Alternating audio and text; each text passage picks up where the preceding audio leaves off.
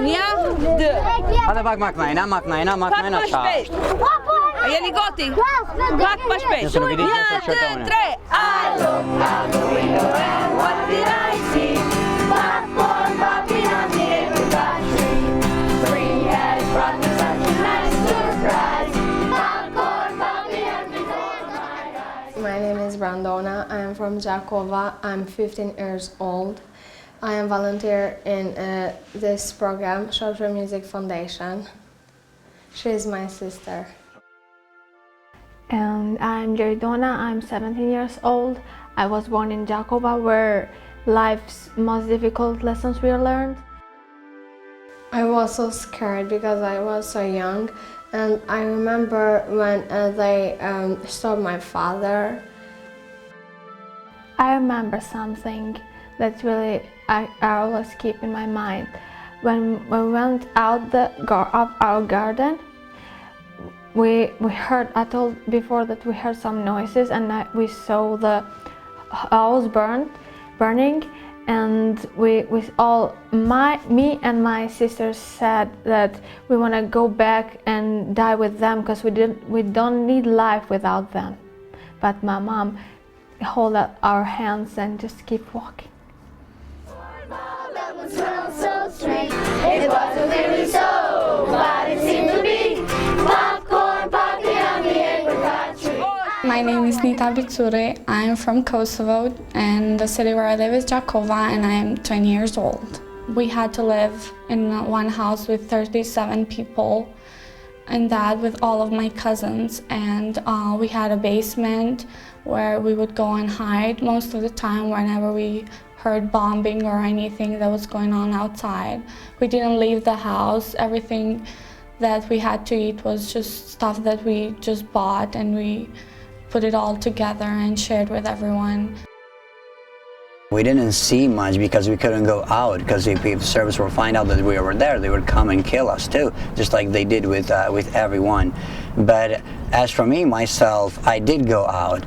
I did go out 3 times, and my family was not happy with that, but I couldn't stay there. I wanted to know what was going on, and I wanted to know where my friends are. And so the service police stopped me, and they took me to this place, and they hit me and did all of that, but they didn't kill me, and they were drunk. Like one of them, I remember, asked me, where are you from? And I said, from Gjakova, and he said, why? And I didn't know what to say. So and like, what do you mean, why? And so then he just slapped me, and so then I started walking back, and since the guy was drunk, he said, stop or I'll kill you. But as 18 years old, I didn't know what to do, but I just kept walking and being afraid and just waiting to hear the gunshot, but it just didn't happen, and thank God it didn't happen. But I looked out the window and what did I see? Popcorn popping on the apricot tree. Spring has brought me such a nice surprise. Popcorn popping right before my eyes. My name is Shehu, and I am from Gjakova. I am 19 years old, and yeah, I lived here like my whole life. I was born in this town. You know, the Serbians got really mad and they started killing people, and they would go and knock on the door, and that's like the same night as when the bombing happened. They would go in my neighbor. They would go like and knock on the door, because the police that were the guy that was killing them, he knew all their names because he was he worked for mailing something, and he would know everything. So he went in the houses and he would knock on the door and say the name, and as soon as they opened the door, he would shoot them and kill them right away. That was like a nightmare for me.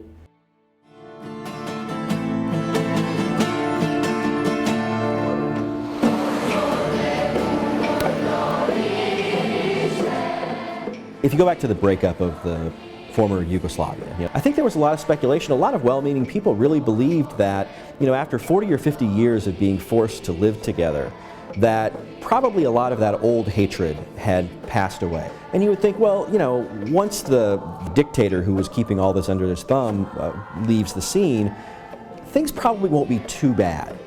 all those people were wrong.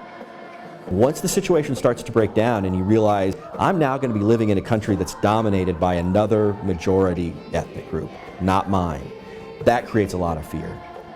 These Serb groups coming in saying, no, this is Serbian territory, you know, there is no country Kosovo, this is ours, and really led to an attempt at ethnic cleansing or genocide. That really was taking place in 1999, and the West, the United States, the UK, France, really pushing to stop this genocide, this ethnic cleansing, this violence that was taking place in Kosovo.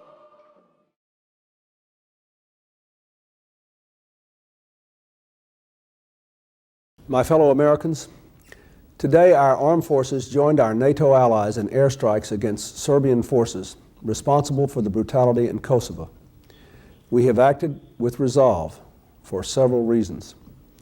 We act to protect thousands of innocent people in Kosovo from a mounting military offensive.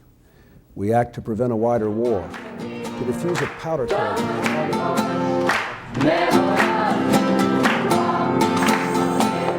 In 1999, I was working as a music teacher, a composer, when I heard about what was going on in Kosovo. The Serbs had gone into these villages and forced the Albanian men and women to separate, and then the women and children were told to leave and to walk, and they weren't even allowed to turn around and look back and see what had happened. And usually while they were walking, they would hear gunshots, but they couldn't see what had happened. And then they were arriving in Albania and Montenegro and Macedonia, and they were living in these camps, and they didn't have anything but the clothes on their backs. And the conditions in the camps were just horrible. And so I thought, well, I'll go help out for a few weeks. And I started contacting instrument manufacturers, and I ended up going with about $5,000 worth of instruments that first time. When I got here, everything was destroyed. The roads, the schools, the houses, everything. I went to this camp and I started playing with the kids the first day. I had a volleyball. So I said, okay, if you promise me that you won't fight, that you won't talk when I'm trying to teach you, and that you'll practice, I'll teach you a music class. And they said, we promise, we promise. Well, those boys ended up being the best music class I've ever taught in my entire life. If one of the guys started trying to talk, the other guys jumped on him before he could even get a sentence out of his mouth. Kosovo-wide, we've probably reached about 8,500 kids in the 9 years that we've been here, maybe 9,000 kids. I mean, we still have people being brought back from mass graves in Serbia. We still, every month, there's a big funeral in Gjakova for the people that are being brought home. The war is officially over, but the effects of the war are not over. We still have 60% unemployment in Gjakova. Teen suicide is very high Kosovo-wide. We still don't have good water. We still don't have good electricity. I mean, those are just physical things, but the emotional needs here, I think in some ways they're bigger than they used to be. And you can't just go in and fix it and then leave. You leave a huge hole. It's so much better to prevent a problem than to just clean up after it, and staying is preventing future problems.